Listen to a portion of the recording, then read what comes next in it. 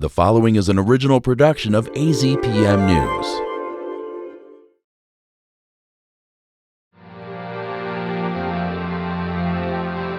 This week on Arizona Illustrated, meet a Vail school teacher whose journey back to work is an inspiration to us all. I was encouraging her to go back when she was ready. I knew mentally and emotionally that would be the best thing for her. Explore the geological marvel that is Texas Canyon like never before. The rocks create a fantastic opportunity for habitat diversity. Some Tucson fighters you do not want to mess with. Boxing has been the only safe place for a lot of people. And how one artist is learning to see things from the other side. The journey is really about moving beyond fear.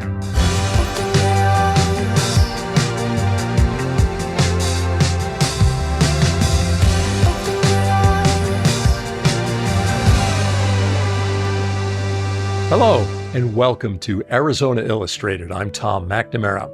First up, Vail is a tight-knit community 24 miles southeast of Tucson. And you're about to meet a beloved teacher there who's navigating her new normal. You see, what she thought was a routine kidney stone turned out to be sepsis, and it threw her into a fight for her life.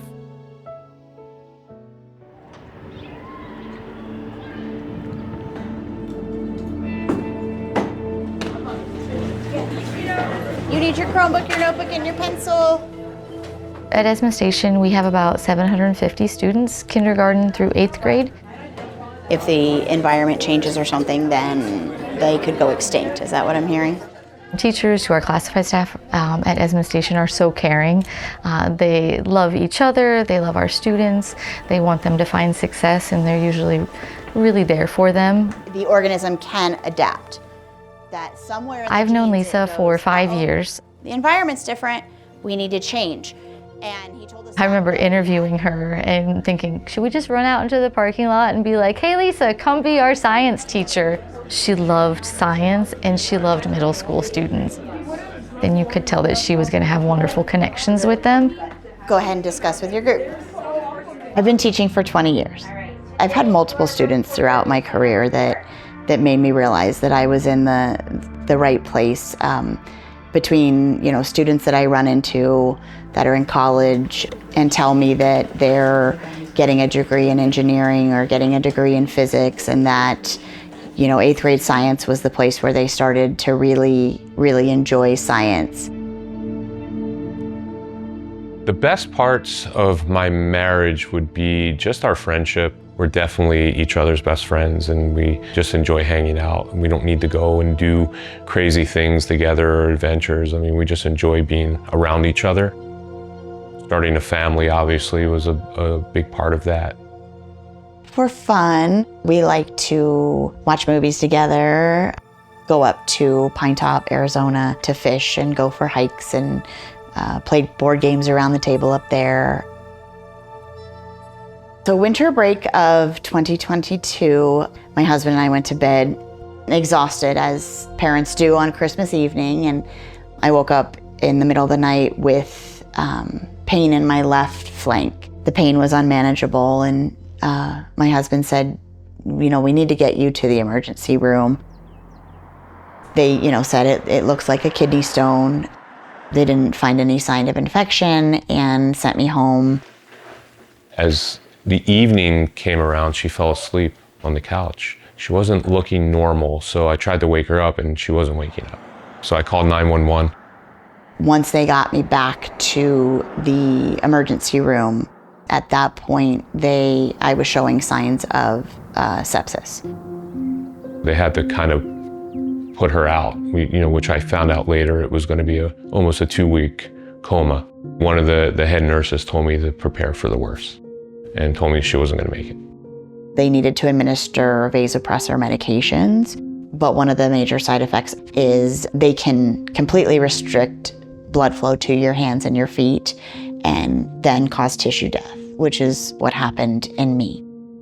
But it was even a few days before I realized that things were black, that there was damage, that I had that amount of damage to the tissue. I also had 2 kids at home that I had to come home to. I told them that their mom was sick and that she wasn't feeling well and she had to stay in the hospital for a little while, and that was the base of the story.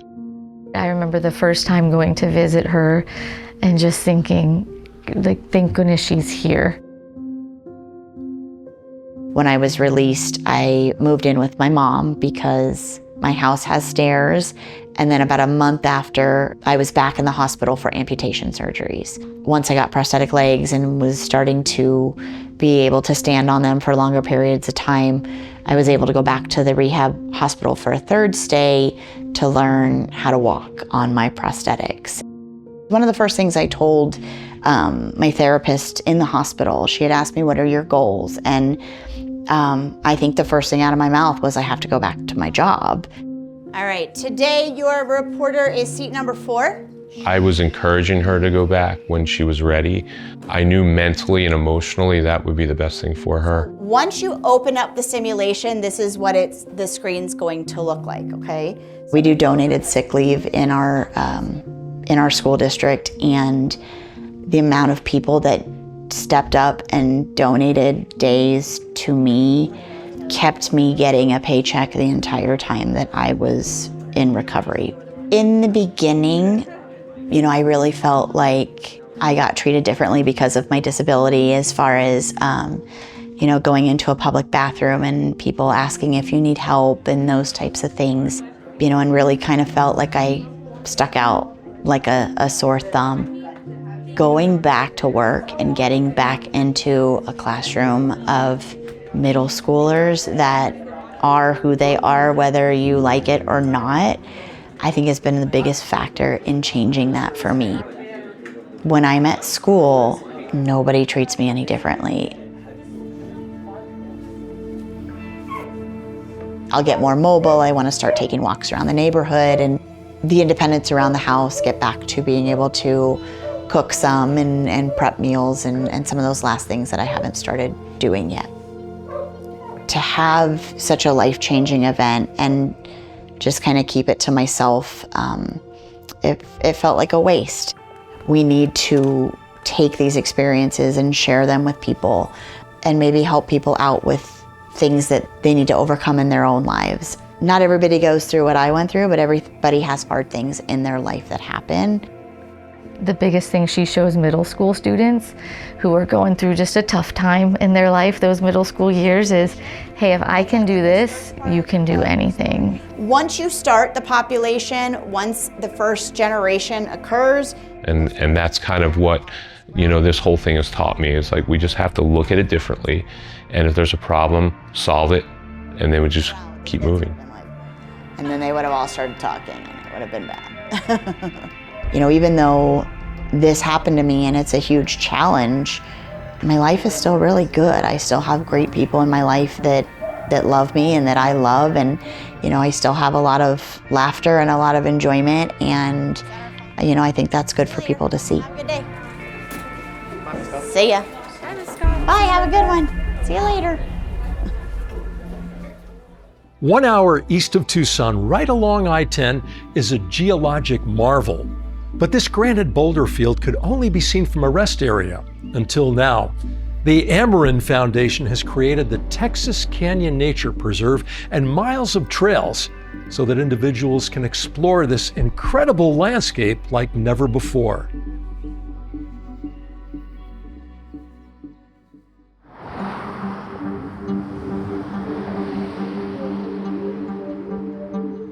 Well, Texas Canyon is really special just because you do see this landscape when you go over I-10. The rocks are what first draw your eye. You go over Texas Canyon, you say, whoa, something weird is going on here.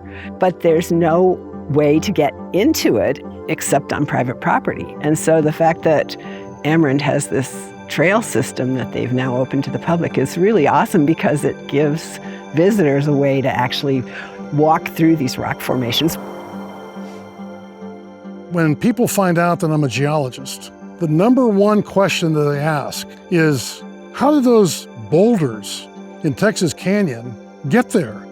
Geologists have known for more than 100 years that they're are lots of granites in southeast Arizona.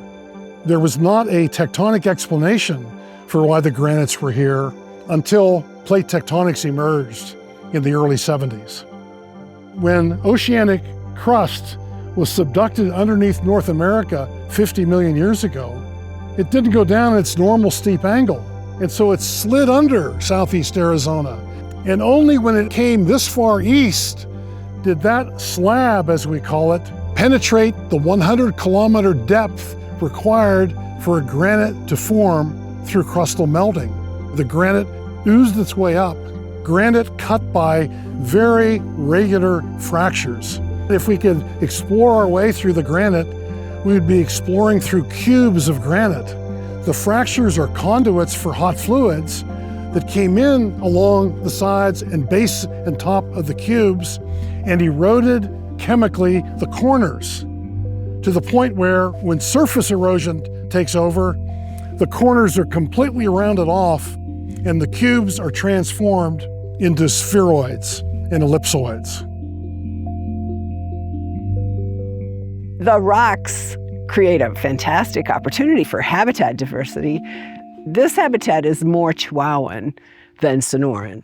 And it's also not really desert, it's semi-arid grassland. You get several species of oak. Those are in the rocks. And when you get down into the grasslands, that switches to mesquite. We have 30 or more species of aster family. We have lots of things in the bean family. There's some really cool milkweeds here.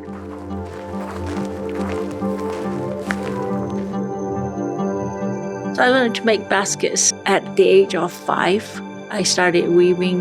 My mom was the one that taught 9 girls. We do a prayer for the people here that they allowed us to pick, and also for our Creator who is taking care of us by providing those materials for us. This is what we call moho, and it's bear grass. It comes from this plant right here.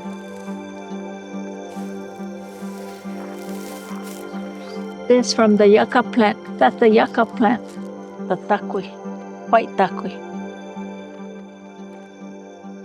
We used to come on an annual basis, and we go way out there, and there's this big tree where my mom and my sisters, 2 of my sisters, would sit.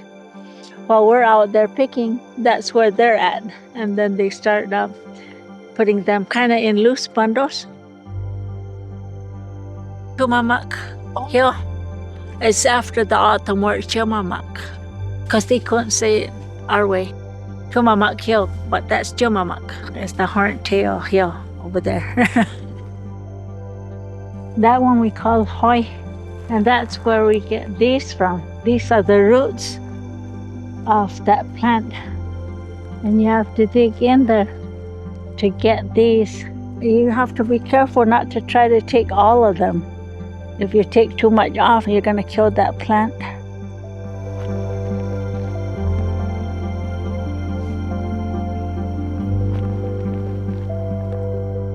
We hired an amazing trail designer, Serena Rana. She spent a couple years on this property, walking every square inch so that she could lay out an amazing trail system that really takes you through this geology, the botany out here, and that really allows you to get up and close and personal with those formations.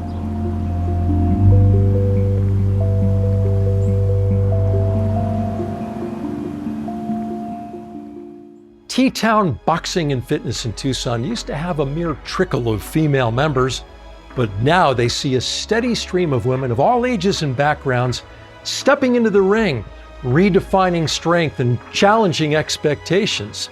The spirit of these women is proof that the ring is a place where everyone can find their fight. Boxing is actually super philosophical.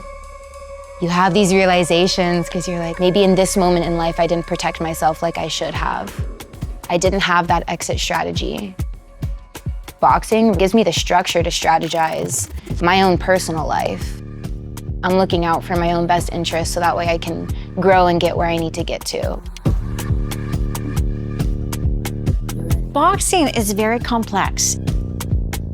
There's very specific intention with your whole body. Like in ballet, you have your chin up, your hands, your arms, your posture, your legs, your feet, and it's also really good for your brain. And you never get bored. I was overworked, and it's like depression, anxiety, feeling unhealthy, and so incorporating boxing, it's helped me to be a better person and be healthier mentally and physically. Women deal with a lot, I think, growing up. We're expected to be emotional, or we're told that we're being too emotional or not emotional enough, heroin chic, and now it's good to be curvy. And we all bring that as women into a boxing gym and have to kind of sort it out.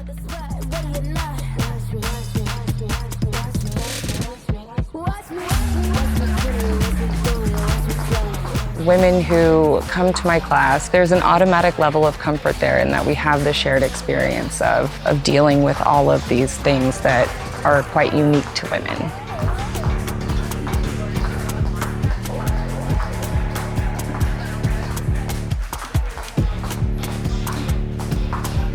We've got a couple of new faces, so we'll just go through the punches. It's never bad to go over the basics again. There were a lot of things that were driving me towards what ended up being boxing. And coming through with that hook, left hook. Fresh out of high school, not really knowing what I was gonna do, I found myself in a bit of a vulnerable place. That was probably part of the drive to try something that would make me feel stronger, more confident. And then she'll slip. People have naturally come to me after boxing for 16 years. It's a long time to practice a skill. And so I think because I'm approachable and kind and friendly, it's helped to make it a little bit more natural to be an instructor, but it's been really rewarding. It's a very cool process. It's also challenging.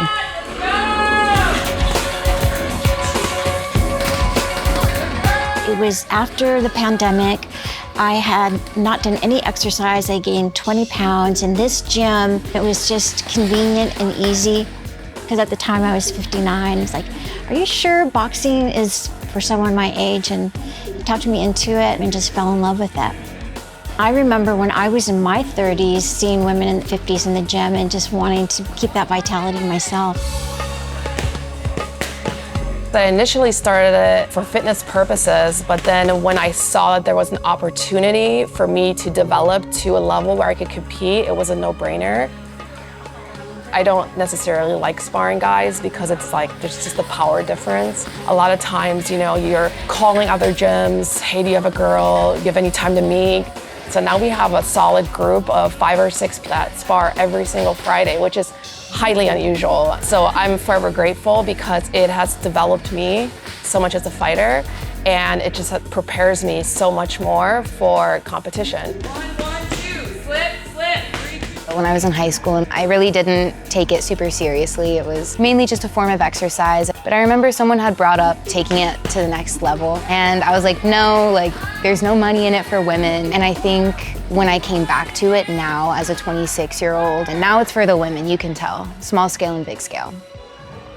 Nice and relaxed, there you go. Keep the right hand up. I do want to shout out Jake. Jake, who's the owner of T-Town. He shows up for us every single week, no matter what. So what I want you to do is I want you to triple jab coming forward and just keep this hand up. He caters around your goals. Trains all of us. He's one of the only ones to ever like really believe in me. I've been training with him for about 11 years. He like really adapts to each person, which is amazing. He created that space for us that now we've completely taken into our own and nurtured and are cultivating and get to appreciate every single week. All right, go and relax. Kiana, hop out, nice job. It's a hard sport. It's very weird to get in this ring and punch your friends and get punched by your friends. Your community is able to tell you've had a rough day, and they're there for it. Sometimes you go in thinking you're gonna do better, and then you end up getting destroyed by your sparring partner. You're just very disappointed in yourself. But like, we lift each other up. It's very easy to get discouraged, but everyone's very supportive of you. If you want to get better defense, you have to have a partner who's pushing you. We know how to work with someone that doesn't have a lot of experience without them getting freaked out or hurt. But yeah, as someone develops and gets better, we go harder on them. So yeah, it is definitely a level of respect. It's like dancing. Boxing is love for real. It's consistency, it's work, it's soft, and sometimes it's hard and it doesn't feel fun, but it is. It's the process. You can come in here and be serious, and you can come in here and be silly and have a good time and have fun, and everyone will respect that too. If you want to lose weight, build muscle, be a little bit more confident. If you want to spar, if you want to fight, if you want to compete, everyone shows up for their own reason and for everyone else's reason too.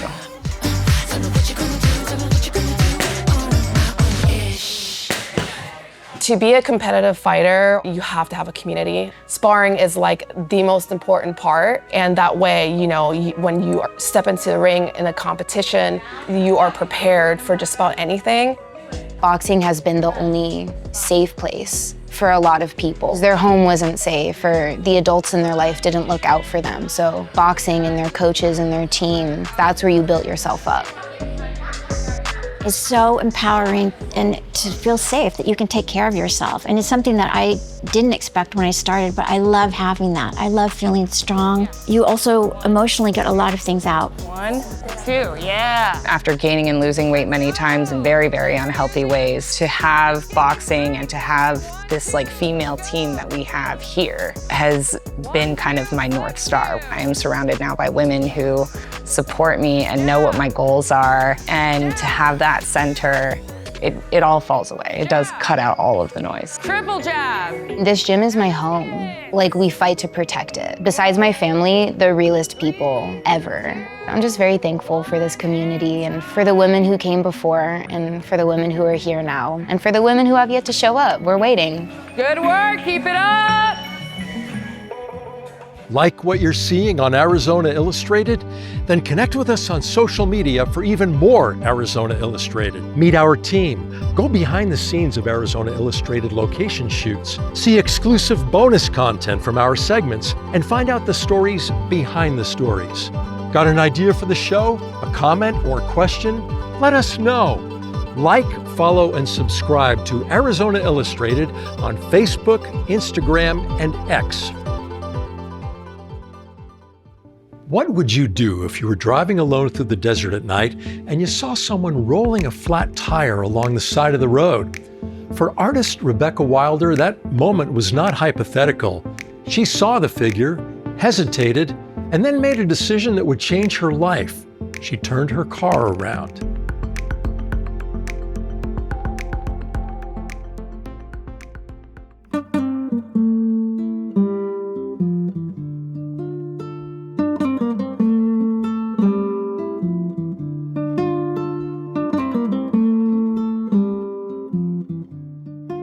My journey to being an artist really started with my mother. She was a painter. It was a big lesson for me because she had this little closet. She could fit an easel in there. There was an incandescent light bulb. She would go in there and close the door. There would be no windows, no light, just the light bulb. And she would say, "Don't bother me unless one of you is bleeding." As I grew older and I thought, well, I really can't paint because I don't have a studio, or I can't paint because I don't have a teacher, or I can't. And then I would think of my mom and I thought, if she could paint a closet, I can paint anywhere. I studied journalism and literature, and so I always thought that I would be going into journalism. Graphic design, I did that for 23 years, 24 years. Until I gave my notice to my husband, who didn't accept it right away. It took him 2 years to accept my notice. I started painting. I am a bookmaker, so I started making books. Now I feel like all these different parts of myself, the bookmaking, the journalism, the writing, and the painting have come together. People feel that adults outgrow illustrated books, but illustrations are another way in. And even though the words are lyrical, the illustrations, I feel, really take it to another level. My book, The Other Side, The El Otro Lado, is a true story. It's about an event that happened to me. I'm driving about midnight. It's in the high desert of Arizona. I'm heading back home to Nogales after having dinner with friends. I passed somebody rolling a tire in the middle of nowhere, and it's very cold, and they're only wearing a t-shirt. My initial thought is, that could be me, because I really thought it was a woman. I turned around to get a better look, and then I saw that indeed it wasn't a woman, it was a man. Still me, but different gender. And I didn't know what I was going to do. So to give myself time to think, I went and looked for the car, found the car. I had to go back many miles. So I realized this person had been walking for a really long time. I decided as I drove by him for the third time that I was going to stop. And I rolled my window down just a few inches and asked him in Spanish, "What's the problem?" I just wanted to give him a chance to talk to me. I told him I was afraid he was going to hurt me. He assured me he wasn't, and so I picked him up. He said, "I'll hold the tire in my lap," and I said, "Well, let's put it in the back." This story is about our journey. It turns out he was equally as afraid of me as I was afraid of him, because I had passed him 3 times and he didn't know who it was, and he thought somebody was going to hurt him. The journey is really about moving beyond fear of the other, opening up trust. I wanted to tell the story, Spanish from his perspective and English from my perspective. Primarily, I hope when somebody picks up this book to maybe see the world a little differently, or if it is how they see the world, to be inspired when they're in the same situation. Take a leap of faith, moving beyond the fear of the other. Luis Alberto Urrea says, there is no them, there's only us. I just really felt like I needed to tell this story and put it out there, that this is about us. Very wide and complicated us, but about us.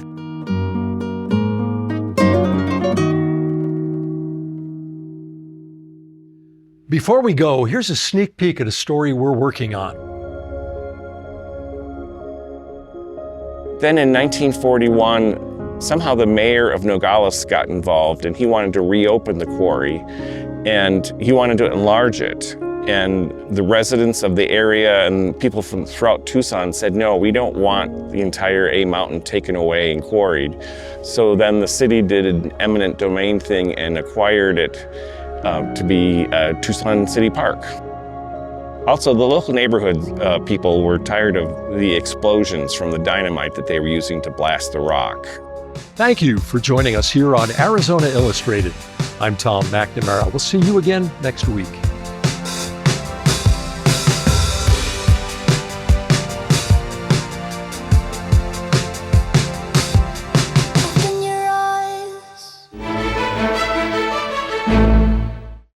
Hi, I'm Tom McNamara, host of Arizona Illustrated. Thank you for watching this entire episode of our show here on YouTube. And if you liked it, well, here's another episode that we think you'll like.